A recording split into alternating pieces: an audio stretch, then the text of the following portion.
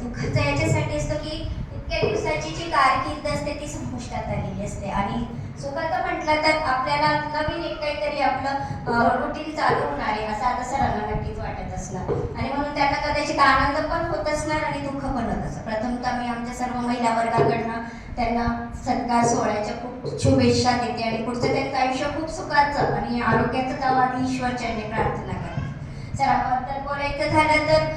आज 2 वर्षापासून आम्ही सरांना बघतो आणि 2 वर्षामध्ये सरांचे जे गुण होते संघटन कौशल्य, पारदर्शकता, समय सूचकता, त्याचप्रमाणे सर्वांना सहकार्याची भावना. सरांनी आम्हाला सर्वांना तर महिला वर्गाला इतकं चांगल्या पद्धतीने समजून घेतलं आणि त्याच्यात तर मी सांगेन की बऱ्याचशा माझ्या अशा सहकारी शिक्षिका आहेत की त्या खूप लांबून प्रवास करायच्या आणि सरांनी त्यांना नक्कीच समज. त्याच्यात मी नाव घेऊ इच्छिते सारदा देवरे मॅडमचं, रोहिणी देवरे मॅडमचं, त्याचप्रमाणे शीतल देवरे मॅडम असं दुःखाचा डोंगर कोसळला असताना त्यांना खूप छान पद्धतीने सरांनी सांभाळून घेतलं आणि माझ्या या मताची त्या देखील सहमत असतील असं मला वाटतं.